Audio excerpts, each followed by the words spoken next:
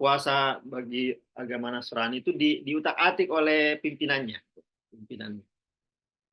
Inilah kalau agama dengan negara menyatu ini begini bahayanya nih. Jadi pimpinan agama sekaligus pimpinan negara itu berani mengutak-atik aturan. Ya, memang harus dipisah, harus sekuler, ya. Harus dipisah antara agama dengan negara. Nah, raja raja yang berkuasa pada waktu itu pernah Indonesia mengatakan, belum sekuler Pak, gimana dong ini? ya sekuler lah. Negara Indonesia sekuler kan urusan agama oleh Gus Yakut kan. Oh lah, ya ya, siap siap. Berarti yang nggak sekuler kayak Iran gitu ya Pak ya? Iya, menyatu. Kayak Saudi lah menyatu kan. Oke, Nah, lanjut lanjut Pak. iya. Oke. Waktu itu negara yang berkuasa, raja yang berkuasa itu pernah sakit, ya sakit. Kemudian kalau dia sembuh katakan, nah ya, kayaknya dia kayak bernazar gitu. Kalau saya sembuh, puasa saya tambah gitu. Harusnya kan puasa itu penambahannya berlaku buat dia aja, tapi berlaku buat rakyatnya juga. Jadi harusnya cuma 30, jadi dia diduga itu 30 juga karena kama kutiba artinya sama gitu. Jadi misalnya saya bilang kepada Kiai Rizky nih, ya Rizky puasa 3 hari lah. Saya juga pernah mewajibkan ini kepada umat sebelum saya, sebelum Anda. Artinya yang 3 hari, apa? 3 hari buat Rizky itu sama dengan yang lain gitu. Bukan puasa yang beda, ini kan beda pendapat. Tadi mengatakan puasanya beda. Nah kalau puasanya beda, kenapa harus disebut kama kutiba alal ladzina min qablikum kan? Kalau beda ya harusnya sama dong. Sama. Hmm. Saya bikin makalah 25 halaman, mahasiswa sebelumnya juga demikian. Berarti mahasiswa sebelumnya juga 25 halaman. Itu ya inilah bisa-bisanya para penafsir inilah berimajinasi kira-kira maksudnya apa. Nah, diduga raja-raja sebelum itu apa namanya puasanya Ramadan juga dan 30 hari juga, 29 30 hari juga. Tapi ditambah sama dia. Jadi ntar kalau saya sembuh tambah 10 hari jadi 40 hari.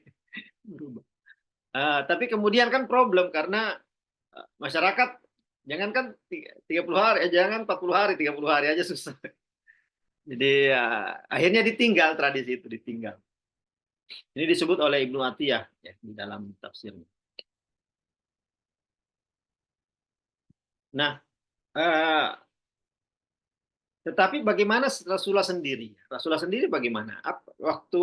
Waktu kewajiban berpuasa belum ditetapkan buat umat Islam, ya besar kemungkinan umat Islam belum puasa, besar kemungkinan.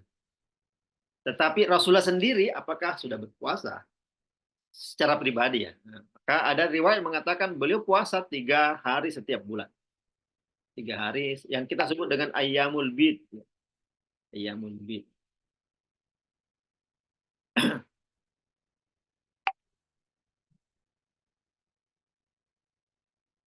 Nah, Ayamul Bid itu gimana ceritanya? Ya.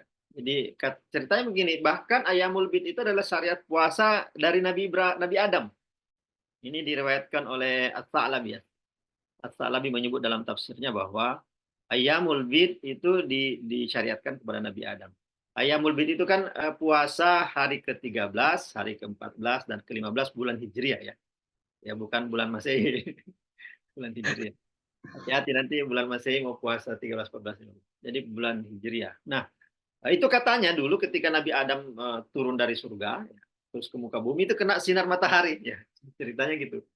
Kena sinar matahari. Ya tulisnya apa kulitnya hitam, menghitam. Kemudian Jibril datang kepada, "Wahai Adam, jika Anda mau kulit Anda kembali memutih, maka berpuasalah setiap bulan pada tanggal 13 14 15." Nah, kemudian Nabi Adam melaksanakan, lalu tubuhnya kembali memutih. Jadi putihnya itu sepertiga-sepertiga. Jadi pada tanggal 13 sepertiga kulitnya memutih. Pada tanggal 14 puasa lagi 2/3. Kemudian pada tanggal 15 berpuasa lagi. Jadi putih semua. Makanya disebut Ayyamul Bid. Bid itu artinya kan putih. Mungkin ya Rizky mau nyoba ini ya. Bisa putih. Ini pengganti MS Glowing ini bisa. Iya, tips glowing jalur syariat Pak. Sorry ya. Tapi tidak syar'i sebenarnya ini karena kan ada maunya, ada maunya. Puasanya juga nilai ta'ala ini ada mau. Oke.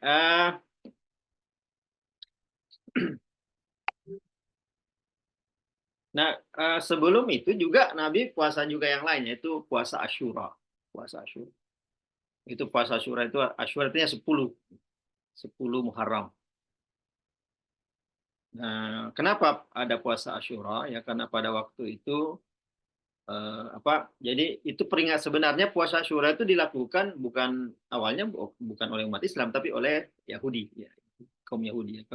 Kaum Yahudi itu melakukan puasa persis puasanya sehari, kemudian sama meninggalkan makan, minum, dan hubungan seksual sama persis. Tapi konteksnya adalah kaum Yahudi itu memperingati selamatnya Nabi Isa dari kejaran Firaun. Disebut Yom Kippur. Atau gimana bacanya Yom Kippur? Hari penebusan. Nah, puasa ini kemudian menjadi sunnah, ya, karena Nabi Muhammad berkata, ya kita lebih layak menghormati Nabi Musa daripada kaum Yahudi. Jadi ada kesan perebutan idola, ya, ada kesan perebutan idola. Jadi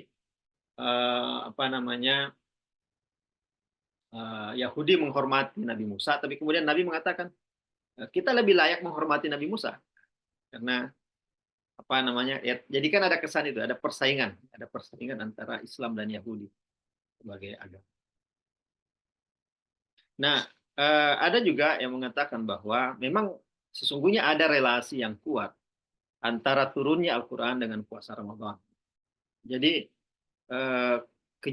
puasa Ramadan, nah ini bisa menjadi salah satu jawaban kenapa puasa Ramadan itu diwajibkan. Itu karena konteksnya sesungguhnya turunnya Al-Quran, bukan hal lain. Konteks turunnya Al-Quran. Tapi ini ya masih bisa dipertanyakan. Karena turunnya Al-Quran itu kan di Madinah, di Mekah, ya. Terus ini kan di Madinah. Agak jauh jaraknya, tapi itu salah satu pendapat mengatakan bahwa ada relasi kuat antara turunnya Al-Quran dengan puasa Ramadan. Nah, ayat-ayat puasa itu memang juga menyebut tentang turunnya Al-Quran itu kan. Syahrul Ramadan alladzi unzila fihi Al-Quran. Bahkan di situ langsung ada praktik puasa. Faman syahida minkum syahra falyasum. Seterusnya.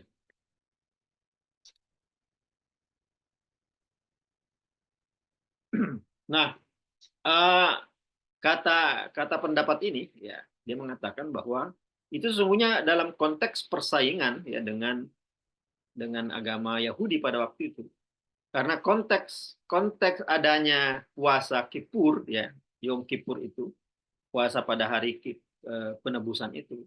Karena adanya turun syariat kepada Nabi Musa untuk melaksanakan puasa. Jadi ada konteks turunnya ayat juga gitu, ada konteks turunnya. Nah, jadi ada ayat, ada wahyu yang turun, kemudian ada puasa. Itu persamaannya, ya, antara Yom Kippur dengan puasa bulan Ramadan. Jadi istilahnya begini. Nah, kalau jika Yahudi memiliki Yom Kippur, kalau umat Islam punya ayam makdudah, ayam makdudah, sama-sama ada yom-yomnya itu. Nah, persaingan perebutan gengsi ini yang melahirkan kewajiban puasa. Nah, konteks ini masih dalam kerangka satu lagi, yaitu perpindahan arah kiblat. Perpindahan arah kiblat itu kan ada di surah Al-Baqarah juga, ayat 144 dan 177. Fawalli wajhaka syatral masjidil haram dan seterusnya itu.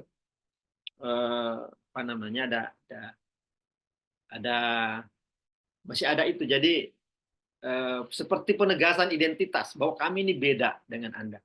Kami, ya, Islam ini beda. Nah, kalau kita melihat di dalam tafsir Al-Quran, ya, hampir semua tafsir itu tertarik, ya, untuk membicarakan puasa dalam konteks fikih. Ya, karena memang ayat itu fikih banget. Ayat puasa itu sangat fikih banget. Jadi kapan buka, kapan sahur, kapan buka, ya. Terus yang nggak bisa gimana itu clear banget gitu di dalam berpuasa. Jadi ayat-ayat puasa. Jadi ya wajar apabila para penafsir Al-Qur'an itu tertarik untuk masuk ke bidang fikihnya walaupun mungkin dia bukan ahli fikih atau spesialisasinya bukan. Tetapi apa namanya? Ada juga yang tidak terlalu. Biasanya orang-orang yang sufistik, misalnya Abdul Karim Al-Kushairi. Al-Kushairi terkenal dengan ini ya, apa namanya, Risalah Kushairiyah kan sangat fikih, sangat sufistik. Itu tidak terlalu fikih dia. Nah, dia mulai menampakkan sisi sufistik dari puasa. Jadi bahkan ketika menafsirkan ayat puasa ya, misalnya itu kutiba alaikumusiyam, itu kalimat pertama langsung mengatakan puasa ada dua macam. Nah, ada puasa batin, ada puasa lahir. Jadi dia mengatakan puasa yang disebut dalam Al-Quran secara letterlik itu puasa zahir. Tidak makan, tidak minum dari jam berapa sampai jam berapa itu puasa zahir. Tapi belum berbicara puasa batin. Nah, puasa batin bagi dia itu adalah seperti apa? Menjaga hati, menjaga jiwa, juga menjaga isi hati. Bukan hatinya aja menjaga, tapi isinya. Bahkan ketika ada kalau apa dalil ru'yah ya, dalilnya ru'yah. Sumu li ru'yatihi waftiru li ru'yatihi. Berpuasalah karena melihatnya dan berbukalah karena melihatnya. Nah, itu dalil untuk ru'yah, ru'yah, bukan ruqyah, ru'yah. Nah, ruqyah lain lagi nih pengobatan.